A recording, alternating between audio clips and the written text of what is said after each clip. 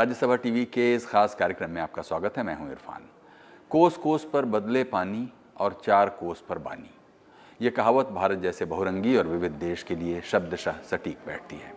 सैकड़ों बोलियों और भाषाओं वाले इस देश में हिंदी का स्थान अद्वितीय है। हिंदी ने न केवल पूरे देश को एक सूत्र में पिरोने का काम किया, बल्कि आज़ादी की लड़ाई के दिनों में सबसे मुखर और मजबूत संपर्क सूत्र के रूप में काम किया।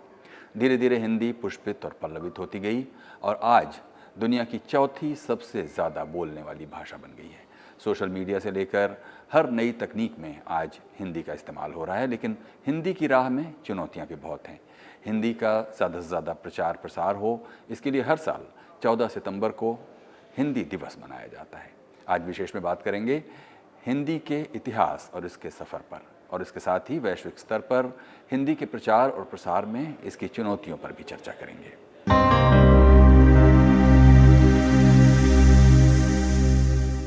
हिंदी पहले के मुकाबले बहुत बदल गई है। एक ज़माने में जिस तरह की हिंदी बोली और लिखी जाती थी, वो अब चलन से बाहर हो गई है। ज़रूरत के हिसाब से इसमें कई तब्दीलियाँ आई हैं और हिंदी में ये बदलाव दशक 2 दशक की बात नहीं है, बल्कि हिंदी भाषा का एक पुराना इतिहास है।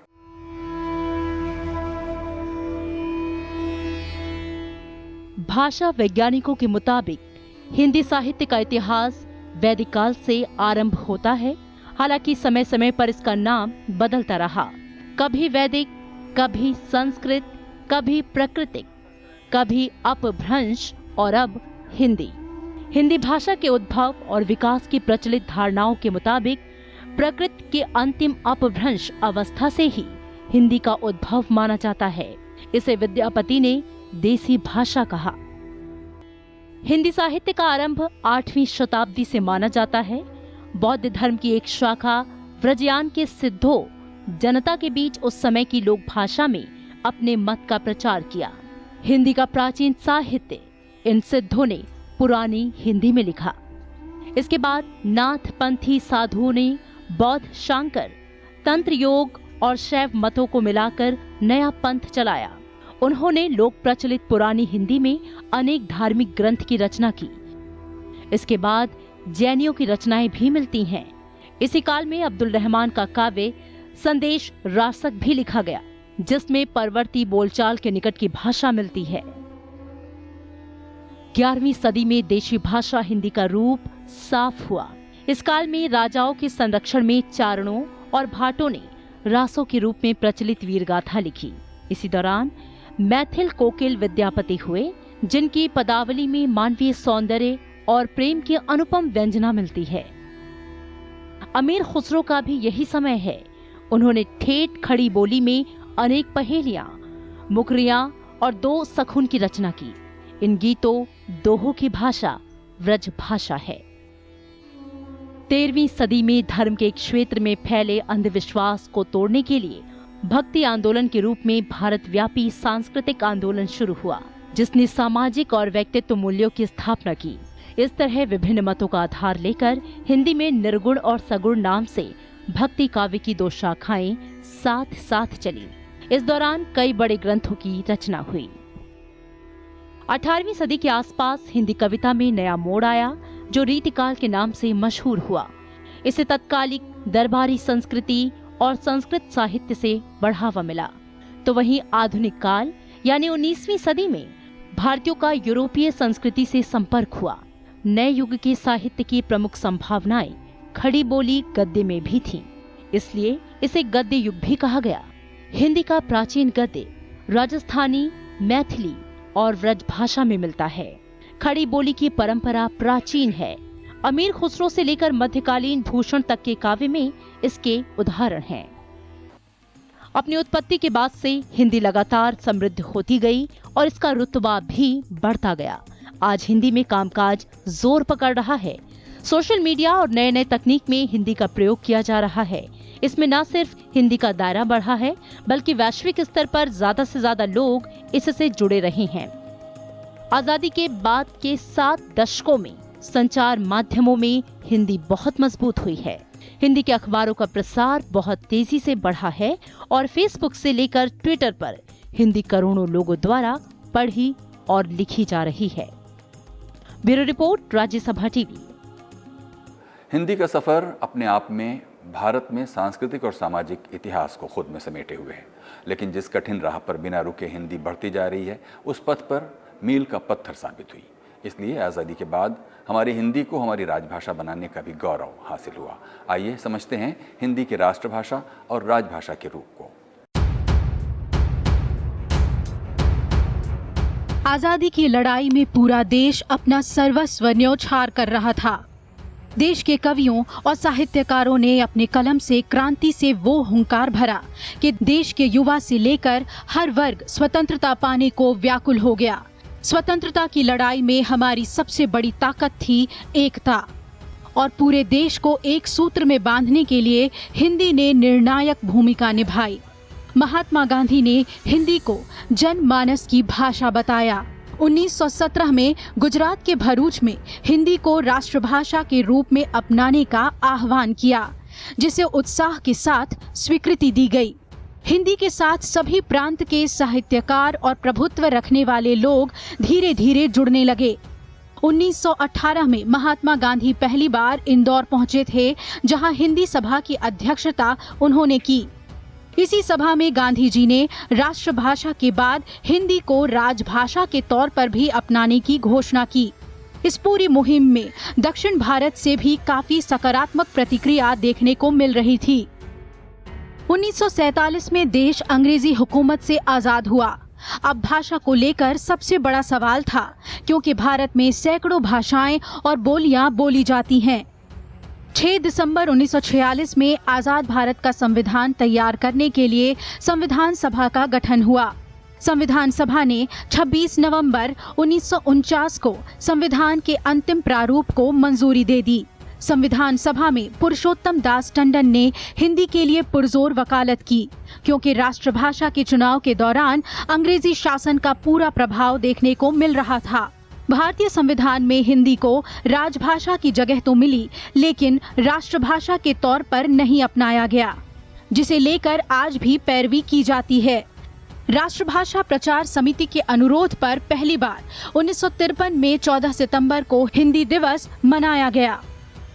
हमारी जो राजभाषा नीति है वो पूर्णतः उदारता पर आधारित है। कहीं भी कठोरता नहीं है, कहीं भी कोर्शन नहीं है। हमारी जो नीति है बिल्कुल संपूर्णतः परसुएशन अर्थात सद्भावना, गुडविल पर है। हमारे जो स्तंभ हैं राजभाषा नीति के, वो हम अपने प्रधानमंत्री जी से प्रेरित होकर हमने इनको 8 या 9 खंडों में बांटा है। सबसे पहला जो हमारा जो स्तंभ है वो है प्रेरणा अर्थात इंस्पिरेशन। दूसरा है प्रोत्साहन अर्थात इनकरेजमेंट। तीसरा है प्रेम मतलब लव एंड अफेक्शन। चौथा है हमारा पुरस्कार, अवार्ड्स, रिवॉर्ड्स, हम अपना जो देते हैं राजभाषा कीर्ति पुरस्कार, राजभाषा गौरव पुरस्कार। उसके पश्चात हमारा 5वां प्र है हमारा प्रयोग, यूसेज। देखिए, अगर आप डिक्शनरी से हिंदी के शब्द रट लेंगे, उसको आप यूज़ नहीं करेंगे, उसका व्यवहार नहीं करेंगे लिखित अपनी फाइलों में या मौखिक भाषा में, तो सब भूल जाएंगे। तो प्रयोग बहुत आवश्यक है।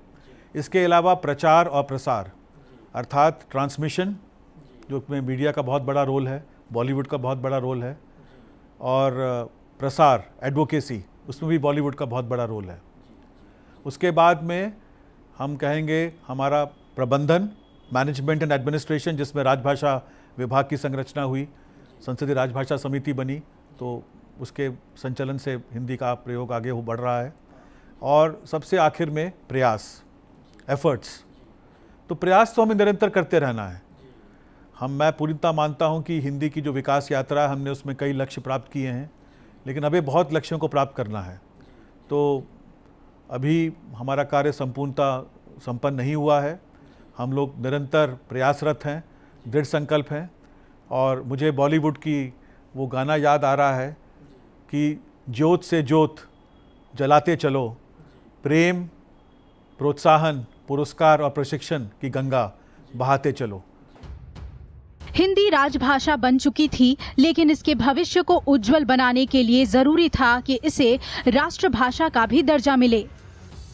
14 सितंबर 1949 को संविधान सभा ने एक मत से निर्णय लिया कि हिंदी ही भारत की राजभाषा होगी। 1950 में संविधान के अनुच्छेद 343(1) में हिंदी को देवनागरी लिपि में राजभाषा का दर्जा दिया गया। भारतीय संविधान के अनुच्छेद 343 से लेकर अनुच्छेद 351 तक राजभाषा संबंधी संवैधानिक प्रावधान किए गए हैं। भारत सरकार के गृह मंत्रालय के अधीन राजभाषा विभाग का गठन किया गया। 1963 में राजभाषा अधिनियम पारित हुआ। इसके बाद 1968 में राजभाषा संबंधी प्रस्ताव भी पारित किए गए। 1976 में राजभाषा नियम बनाया गया। इसके मुताबिक तमिलनाडु को छोड़कर पूरा देश अपना कामकाज हिंदी में कर सकता है। राजभाषा के तौर पर हिंदी ने स्वाभाविक ढंग से दिलों में जगह बना ली, लेकिन इसके संरक्षण और विकास के लिए सरकार ने कई कदम उठाए। सरकार के नियमों के अनुसार तमिलनाडु को छोड़कर पूरा देश अपना कामकाज हिंदी भाषा में कर सकता है। संवैधानिक स्थिति के अनुसार विभिन्न मंत्रालयों में राजभाषा हिंदी को विभिन्न क्षेत्रों जैसे कृषि, चिकित्सा, मानविकी, रेल, सूचना व प्रसारण, विज्ञान, गणित, डाक और तार में तकनीकी पारिभाषिक शब्दावली की दृष्टि से विकसित किया जा रहा है। हिंदी टाइपराइटर, टेलीप्रिंटर, कंप्यूटर की सहायता से भी कार्यालय स्तर के काम में राजभाषा हिंदी को बढ़ावा दिया जा रहा है।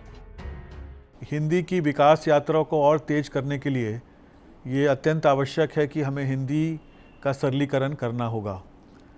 इस मूल भावना से प्रेरित होकर हम दृढ़ संकल्प हैं और आजकल ICT, इंफॉर्मेशन कम्युनिकेशन टेक्नोलॉजी अर्थात सूचना और संचार प्रौद्योगिकी का ज़माना है। तो हमने हमारे जो संस्थान है, प्रशिक्षण संस्थान, हमारे पास 2 प्रशिक्षण संस्थान हैं, केंद्रीय हिंदी प्रशिक्षण संस्थान और केंद्रीय अनुवाद ब्यूरो। इसके अलावा हमारे जो मिनिस्ट्री ऑफ इंफॉर्मेशन टेक्नोलॉजी के अंडर में पुणे में विद्यमान CDAC है, centre for development of advance computing, उसके माध्यम से हमने एक स्मृति आधारित मेमोरी बेस्ड एप्लीकेशन की संरचना की है जिसका नाम कंठस्थ है। तो इस वर्ष हम कंठस्थ को ज़्यादा उत्कृष्ट और ज़्यादा लोकप्रिय बनाने के लिए दृढ़ संकल्प। जी हाँ, आपके यहाँ तो बहुत अच्छा हो रहा है और आपके यहाँ तो पुराना वर्जन चल रहा है हमारा। हमने इसको एक और जो वर्जन 1 था उसको 2.0 कर दिया है, उसको और उसमें हमने उत्कृष्टता लाई है। लेकिन अभी हमने देखा कि वो इतना लोकप्रिय नहीं हुआ है। तो पहले हम किसी भी बड़े प्रोजेक्ट को इम्प्लीमेंट करने से पहले, कार्यान्वयन करने से पहले एक उसको पायलट प्रोजेक्ट के रूप में इम्प्लीमेंट करते हैं। तो हमने अभी उसको एक अनुप्रयोग के रूप में हमारे भारत सरकार के 5 मंत्रालयों में इसको शुरू करवाया है। ये पहले तो हमारा अपना गृह मंत्रालय है जो कि राजभाषा विभाग का पेरेंट मिनिस्ट्री है। उसके पश्चात जो मेरा पुराना मंत्रालय विदेश मंत्रालय, वहाँ पे कर रहे हैं। रक्षा मंत्रालय में defence research and development organisation, वहाँ पे कंठस्थ की हम लोकप्रियता बढ़ा रहे हैं। इस्पात में कर रहे हैं और राजस्व रेवेन्यू मिनिस्ट्री ऑफ फाइनेंस में। इसके अलावा हम लोगों ने मोबाइल बेस्ड हमारे जो एक ई महाशब्दकोश की संरचना है वो भी हमने CDAC के माध्यम से की है।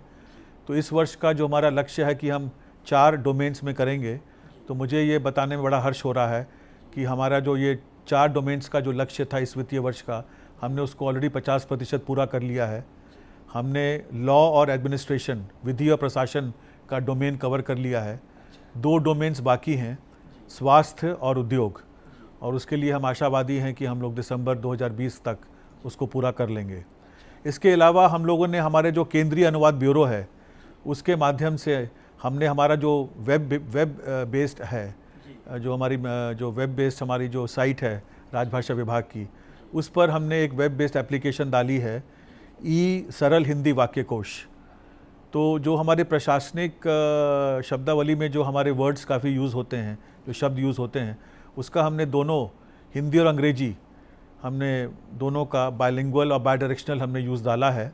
इस वर्ष का जो हमारा लक्ष्य था वो 2000 शब्दों का था, 2000 वाक्यों का था। तो हमने ऑलरेडी 3160 वाक्य इसमें हमने बना लिए हैं। सरकार ने हिंदी समेत 22 भाषाओं को आधिकारिक भाषा का दर्जा दिया है। इन भाषाओं को संविधान की 8वीं अनुसूची में जगह दी गई है। दिल्ली, हिमाचल प्रदेश, हरियाणा, राजस्थान, मध्य प्रदेश, उत्तर प्रदेश और बिहार में राजभाषा हिंदी का प्रयोग किया जा रहा है। हालांकि तकनीक और ज्ञान के इस युग में हर क्षेत्र में हिंदी को बढ़ावा दिए जाने के लिए और कदम उठाए जाने की जरूरत है। Bureau report, Rajya Sabha TV. अंतर्राष्ट्रीय जगत में हिंदी को अब तक वो प्रतिष्ठा प्राप्त नहीं हुई है जिसकी वो हकदार है।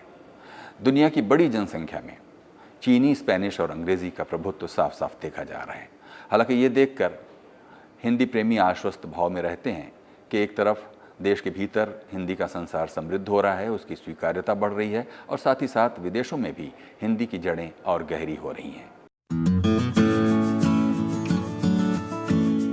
दुनिया के तकरीबन 150 से अधिक देशों में 2 करोड़ से अधिक भारतीयों का बोलबाला है। अधिकांश प्रवासी भारतीय आर्थिक रूप से समृद्ध हैं। लिहाजा दुनिया भर में बढ़ती भारतीयों की संख्या की वजह से हिंदी बोलने वालों की संख्या में भी बढ़ोतरी हो रही है। एक अनुमान के अनुसार विश्व में चीनी भाषा बोलने वालों का स्थान प्रथम और हिंदी का द्वितीय और अंग्रेजी का तृतीय है। विदेशों में 40 से अधिक देशों के 600 से अधिक विश्वविद्यालयों और स्कूलों में हिंदी पढ़ाई जाती है। भारत से बाहर जिन देशों में हिंदी बोलने, लिखने, पढ़ने और अध्ययन का प्रयोग होता है उसे 4 वर्गों में बांटा जा सकता है। मसलन जहां भारतीय मूल के लोग अधिक संख्या में रहते हैं, जैसे पाकिस्तान, नेपाल, भूटान, बांग्लादेश, म्यांमार, श्रीलंका और मालदीव। भारतीय संस्कृति से प्रभावित दक्षिण पूर्वी एशियाई देश जैसे इंडोनेशिया, मलेशिया, थाईलैंड, चीन, मंगोलिया, कोरिया और जापान। जहां हिंदी को विश्व की आधुनिक भाषा के रूप में पढ़ाया जाता है, जैसे अमेरिका, ऑस्ट्रेलिया, कनाडा और यूरोप के कई देश। अरब और अन्य इस्लामी देश जिसमें भारतीयों की तादाद कम है और हिंदी का प्रयोग भी कम ही होता है। हालांकि यहाँ उर्दू का इस्तेमाल होता है जिसे हिंदी का ही अंग माना जाता है। ये जो कोरोना जो महामारी है, इसने हमारे सामने एक बहुत बड़ी चुनौती खड़ी कर दी, परंतु राजभाषा विभाग ने ये ठान लिया कि हम इस चुनौती को, इस आपदा को अवसर में परिवर्तित कर देंगे। तो फिर से हमने हमारी जो सूचना और संचार प्रौद्योगिकी है, ICT है, उसके माध्यम से हमने अपना मनोबल और बढ़ाया और हमने अपना जो प्रशिक्षण है, जो कि normal conventional chalk and talk से होता है, उसमें परिवर्तित करके हमने प्रशिक्षण माइक्रोसॉफ्ट टीम्स के माध्यम से हमने इसका अपना प्रशिक्षण कराया। अब माइक्रोसॉफ्ट टीम्स तो देखिए एक विदेशी टूल है और प्रधानमंत्री जी ने अपने 15 अगस्त के भाषण में लाल किले से पूरे देश को आह्वान किया था कि अब हमारा ये संकल्प होना चाहिए कि हमें एक नवीन, सशक्त और आत्मनिर्भर भारत का निर्माण करना है। उनके संबोधन से राजभाषा विभाग, गृह मंत्रालय पूर्णतः प्रेरित है और इसी दिशा में काम करते हुए हमने ये तय किया है कि हम अब पूरा प्रयास करेंगे कि हमारा जो विदेशी IT प्लेटफॉर्म है माइक्रोसॉफ्ट टीम, उससे माइग्रेट होकर हमारा जो स्वदेशी NIC टूल है, national informatics centre tool, video desktop, उस पर हम लोग माइग्रेट होंगे और इस टूल के माध्यम से हम अपना प्रशिक्षण कार्य आगे बढ़ाएंगे। दुनिया में चोटी की 5 भाषाओं पर दृष्टि डालें तो हिंदी उनमें चौथे पायदान पर दिखती है। चीनी, स्पेनिश और अंग्रेजी के बाद हिंदी का स्थान आता है। अरबी, पुर्तगाली और बांग्ला इसके बाद की 3 बड़ी भाषाएं हैं। यानी चोटी की 10 भाषाओं में हिंदी के अलावा बांग्ला भी शुमार है। इस परिप्रेक्ष्य में देखें तो ये आंकड़ा आश्वस्त करने वाला है। 2011 की जनगणना के अनुसार देश में हिंदी 42 करोड़ 20 लाख लोगों की पहली भाषा है। भारत में अंग्रेजी को जिस स्तर पर प्रश्रय मिला, उसके बाद भी महज 2,26,449 लोगों की पहली भाषा अंग्रेजी है। आंकड़े के अनुसार भारत में अंग्रेजी बोलने वाले लोगों की संख्या मुट्ठी भर है। हिंदी न सिर्फ लोगों की आम बोलचाल की भाषा है, बल्कि इसका बाजार भी बहुत बड़ा है।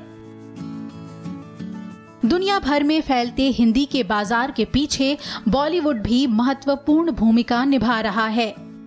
देश की कई बॉलीवुड हस्तियों की दुनिया भर में लोकप्रियता है। उनकी फिल्में देखी जाती हैं, उनके गाने सुने जाते हैं। यहाँ तक कि हिंदी फिल्मों में बोले गए संवाद विदेशों में बेहद चर्चित हैं। Bureau report, Rajya Sabha TV. बीते कुछ दशकों में भारत और दुनिया में हिंदी को लेकर लोग संजीदा हुए हैं। आज हिंदी पूरी दुनिया में बोली जाने वाली चौथी बड़ी भाषा है। बावजूद इसके हिंदी बदलते समाज के संवाद की भाषा नहीं बन पाई है। हिंदी का रोजगार से न जुड़ पाना, भूमंडलीकरण के दौर में चुनौतियों का सामना न कर पाना हिंदी भाषियों के लिए मुश्किलें पैदा कर रहा है। दुनिया के दूसरे कोनों में पहुंच बनाने में हिंदी कामयाब हुई है। आज दुनिया में 100 करोड़ से ज्यादा लोग हिंदी बोल या समझ लेते हैं। हिंदी सिर्फ भाषा ही नहीं बल्कि एक बाजार बन चुकी है, जिसमें साहित्य से लेकर टीवी और फिल्म जैसे बड़े कारोबार शामिल हैं। बावजूद इसके हिंदी की स्वीकार्यता के लिए अभी लंबी लड़ाई जरूरी लग रही है। जानकार हिंदी की मान्यता को लेकर अब भी परेशान दिखते हैं। खासकर भूमंडलीकरण के दौर में अंग्रेजी से प्रतिस्पर्धा हिंदी को काफी पीछे ले जा रही है। हिंदी को लेकर बहस मुबाहिसों का दौर 70 के दशक से चल रहा है। शायद ये अकेली ऐसी भाषा है जिसके लिए अलग राजभाषा विभाग और विश्व हिंदी सम्मेलनों जैसी कवायदें चल रही हैं। हिंदी को जिंदा रखने के लिए हर साल इन्हीं सम्मेलनों और सेमिनारों की खाद डालनी पड़ती है। जानकार मानते हैं कि हिंदी के सामने सबसे बड़ी चुनौती इन सम्मेलनों की सफलता या असफलता भी है। आज दुनिया में 6000 से ज्यादा भाषाएं बोली जाती हैं। इनमें से अकेले एशिया में ही 2200 से ज्यादा भाषाएं हैं। इन भाषाओं के बीच में खड़ी हिंदी को एक धारणा जो चुनौती दे रही है वो है करियर की। हिंदी ना पहले और ना अब लोगों को रोजगार से जोड़ पाई है। बीते वर्षों में यह समझ मजबूत हुई है कि हिंदी को अगर जेब और भविष्य से जोड़ दिया जाए तो ये अपने आप लोगों के दिल से जुड़ जाएगी। मुझे ये बहुत खुशी हो रही है आपको बताने के लिए कि हमने इस बार जो एक नया नवीकरण किया है वो ये किया है कि ई पत्रिका पुस्तकालय का विधिवत रूप से विमोचन होगा 14 सितंबर 2020 को। हमारे दोनों माननीय गृह राज्य मंत्री हैं, माननीय श्री नित्यानंद राय जी और माननीय श्री कृष्णा रेड्डी जी, और उनके ऊपर हमारे जो माननीय गृह मंत्री हैं अमित शाह जी। इन तीनों मंत्रियों का हमें राजभाषा विभाग में बहुत ही कुशल मार्गदर्शन और प्रेरणादायक नेतृत्व मिल रहा है। तो हमने इन हाउस हमारे जो तकनीकी निदेशक हैं, हमारे जो NIC के डायरेक्टर हैं, उन सब की सहायता से इस ऐप को हमने बना लिया है। और इसमें जो हमारे राष्ट्रीयकृत बैंक हैं, हमारे जो राष्ट्रीय उपक्रम हैं जैसे सेल है, NTPC है, पावर ग्रिड है, ONGC है, पंजाब नेशनल बैंक है, स्टेट बैंक ऑफ इंडिया है, बैंक ऑफ बड़ौदा है, ये सब गृह पत्रिकाएँ निकालते हैं। तो इन सब पत्रिकाओं को हम एक प्लेटफॉर्म पे ला देंगे और हमारी वेब पे ये जुड़ जाएगा। तो जो हमारे हिंदी प्रेमी हैं और जो हमारे हिंदी पाठक हैं, हाँ, वो इससे लाभान्वित हो जाएंगे। उनको वैसे तो दूसरा भी उनको मिलेगा जो फिज़िकल, जैसे समाचार पत्र होते हैं, दैनिक भास्कर है और नवभारत टाइम्स है, दोनों छपता है। उसका इलेक्ट्रॉनिक वर्जन भी होता है और उसका फिज़िकल वर्जन भी होता है। तो ये जितने हमारे हैं ये सब दोनों छापेंगे, लेकिन उसमें सुविधा ये होगी कि आप घर बैठे या कहीं पर भी एक ही जगह पे आपको सारी पत्रिकाएँ एक जगह पे आपको उपलब्ध हो जाएंगी। और जो हमारे हिंदी प्रेमी सारे विश्व में फैले हुए हैं वो भी इससे लाभ उठा पाएंगे। हिंदी नए दौर में नया कलेवर चाहती है। हिंदी को पुरानी और परंपरागत बेड़ियों में जकड़े रखने से भी हिंदी का नुकसान हुआ है। जाहिर है मोबाइल, एप्स, इंटरनेट और गैजेट्स के ज़माने में हिंदी को भी उसी तरीके में ढाला जाए तो बात बन सकती है। खासकर युवा पीढ़ी को ये जिम्मा उठाने की प्रेरणा देनी जरूरी होगी। हिंदी चुनौतियों की भीड़ में अकेली खड़ी है। हिंदी को सिर्फ भावनात्मक समर्थन ही नहीं बल्कि एक ऐसे बदलाव की जरूरत है जो इसकी दिशा और दशा तय करने में कारगर साबित हो। Bureau report, Rajya Sabha TV.